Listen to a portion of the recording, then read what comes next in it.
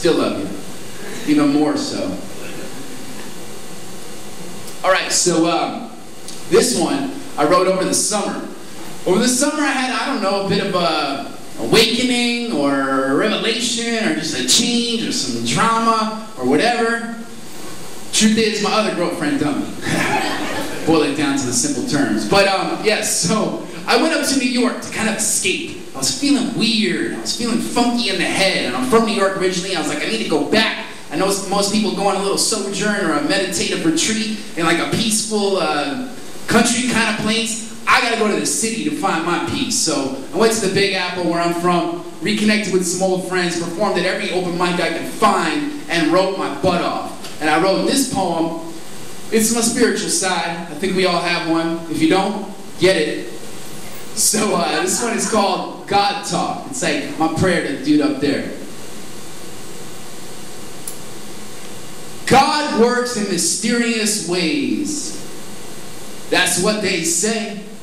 And what they say is true. Because everything that you say, God listens to you. And God talks back too. But without using words, his voice and his advice is heard in the actions and reactions of the universe. He's the highest power, higher than the highest man-made tower. He gave man power, and he can take it away too. So what say you about God?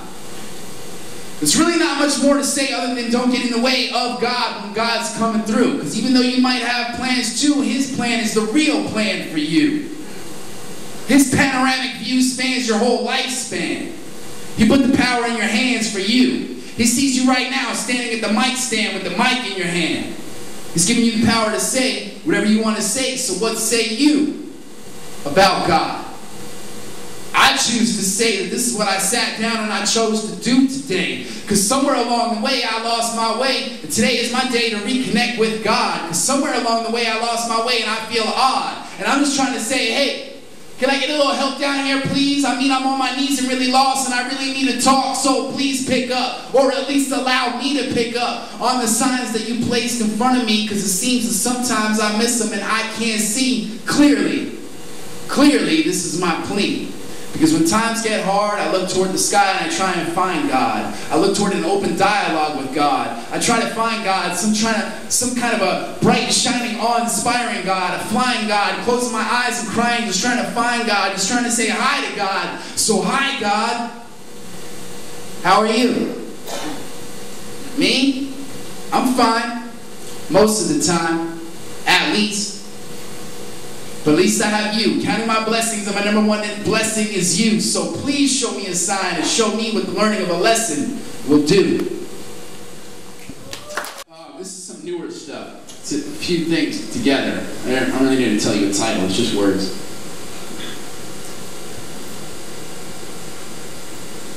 Crafting an everlasting impression on my soul is the rough road that I hobble on. I hop along at the best pace that I can find, knowing that it takes time to find a sense of closure, immense exposure to the inside. I step up to the outside and start looking in. I'm looking for the answers till I can find out how to make them and create them. Sometimes I hate them, but I need to find out how to embrace them. I take a break and take a pen and make a mint to make a statement. I'm just trying to make some great shit. But somebody please promise me that every promise that I made to myself will be kept. I made a promise to my dreams while I slept. Some things just haven't happened yet. I woke up and wept. I choked up and out of breath. I noticed that most of my steps needed to be redirected. I needed to be resurrected. And so I stopped and I reflected on the plot and I got redirected. I read the directions again. And when my pen started moving, I started to really notice what I was really doing. Making it real, a page at a time. A page in a book inside the creator's mind. The notebook where you write when you're looking at life and you write rhymes. The ink is the lifeline. The ink is the lifeline. The ink is the lifeline for a lifetime. But damn, it's sad. I got a pad to write on, but I don't got a pad to crash cash at. And so I'm out on the streets racking my brain for a way to attain stability, but it's killing me in the process. I try to process all of it, but I get lost in it, depressed and overly absorbed in it. I'm over it. I can't afford it anymore. I'm tortured and I'm sore. I don't want to write nothing more but no more. And so I'm morphing at the core, and y'all can watch the metamorphosis. Now I'm fully absorbed in this, a desire to change, a desire to grow. All right, so you know, I feel the pain as I grow, and those growing pains help me to know the game a little better. I can't explain it any better than this, and I ain't gonna miss a single letter when I spit, and I believe I'm better because of it, because all of this is the reason I exist. And so I plead the fifth, and I'll leave you with this.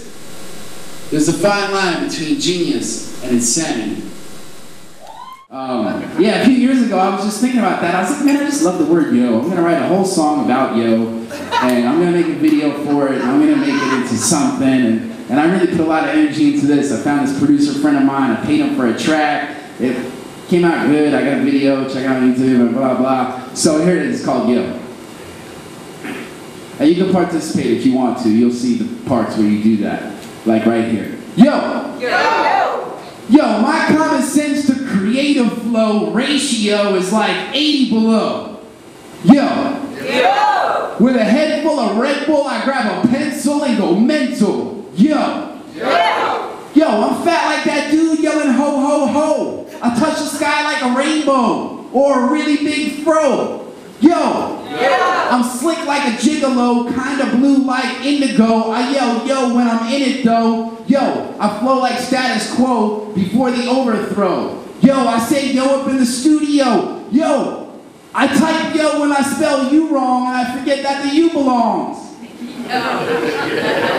But if I had that you, then this would be the you song, but it's not, yo. This is the yo song, and it's hot, yo, and it gets hotter as it goes on. Yo, the subject line on most of my emails. The check is in the mail, I heard it before, and yo, what do I say yo for? Yo, it's a habit. I see a mic and grab it. From poetry to rap, I had to take a stab at it. I'm a college graduate, but yo, I still say yo like yo this and yo that, yo. I grew up on yo MTV Raps. So yo, you know that me and yo go back. This is the essence of yo, the zen of yo. When I got a pen, yo. Yo. Yo.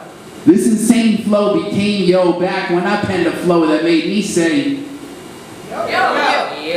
Yo. We all say yo, whether we know it or not, whether we order yogurt or yodel. Yo, these are my vocals for yo. I flow like Eskimo piss through the snow. And this you should know. When you see someone you know, you're bound to say, yo! So now I say, yo! Because I can see you and know you through a track called, yo! A rap called, yo! I will subtract no yos. In fact, attach a few yos to the backs of my flows. Yo, that's how it goes. Yo, I stack dough like a Domino's employee. Sometimes I say yo, sometimes I say, yeah, boy!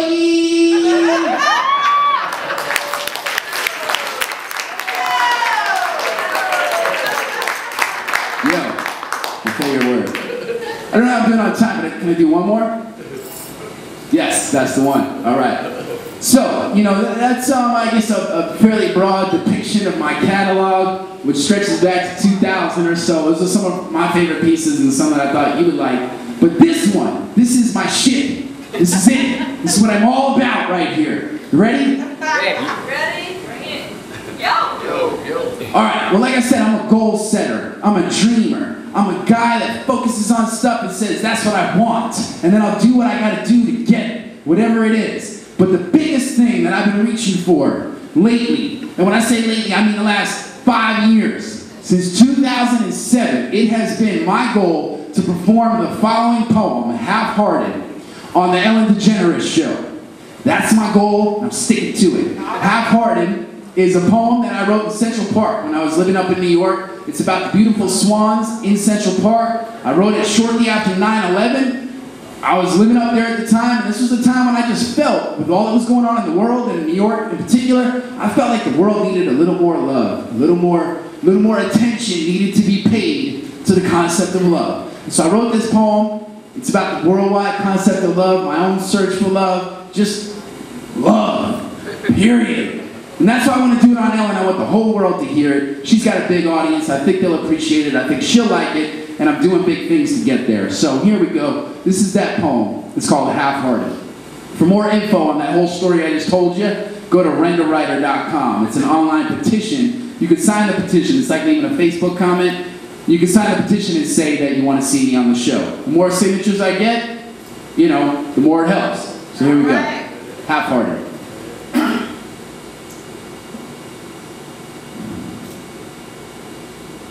I'm feeling pensive. Extensive time is spent, bent at the angle of a swan's neck, a half of a heart, wholeheartedly searching for another swan's neck to connect. Symmetrical feather-covered flesh, representative of the love that I long to possess. Two long necks, curved arcs, even when apart, hearts start to mesh. Now it may sound far-fetched, but a starving heart only fed carnal sex targets love, but misses, and starts to starve to death. Now keep the swans together, yes, hardened by the test, but softened by a tender heart within the dark depths of a scarred chest. Hardly any heart left. Daily denial of swan death. The city is a beast, and its heart is Central Park, where these two swans rest. Well rested, protected, untested by city neglect.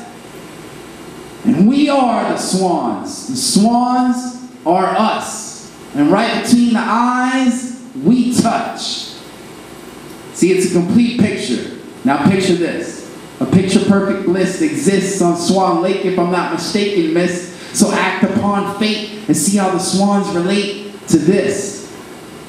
Bare feet dangle in the lake by the fish, just beyond the stairs in the fountain, high but grounded. The square peg didn't fit, but the square peg rounded when it found this. It's rare, but I found it, and I pronounced it like this. Love. And the swans heard us, and they swam over to us, and they gave us a kiss. Nah, wait, that never happened. See, I just imagined it, because you don't exist. This poem is just a wish. You don't exist. You're just ink and a pen held tight in a closed fist. You don't exist.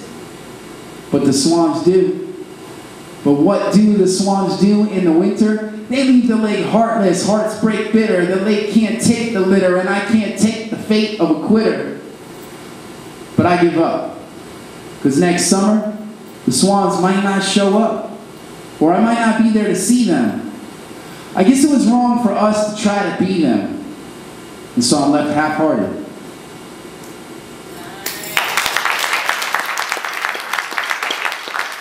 Well, it's truly been a pleasure. I love performing more than anything else. It's literally like a drug, and I'm high as a motherfucker right now. You know what I mean? But before I go, let me just hit you with the business. I have a bunch of CDs for sale over in that dark table there. We can talk. My first CD from '06 called Eclectic Poetic. My new CD called Workaholic. I also have some artwork for sale. And I'm also taking donations. I'm going to California January the 12th. Because on January the 28th, I'm putting together a huge art show in Los Angeles called the Ellen Art Show. Trying to impress, you know, Miss Ellen DeGeneres and get her attention. What I did as my curating background and my production background, I got over 60 artists from New York, Los Angeles, Las Vegas, Miami, South Carolina, and Ohio. 60 portraits, they all painted, 60 artists, they all painted portraits of Ellen DeGeneres. They're all going to be on display at this event. Maceo from De La Soul is DJing the event. It's going to be a big charity fundraiser for an organization that Ellen supports. And real quick, this is just one of the portraits. I happen to have it on me, so I figured I'd show you. This is one of the portraits painted by a West Palm Beach artist named Carrie Palkovitz. This will be on display in Los Angeles. Now it's expensive to get out there. So if you want to buy a CD or give a donation, I appreciate all your time and attention. Thank you very much. Peace.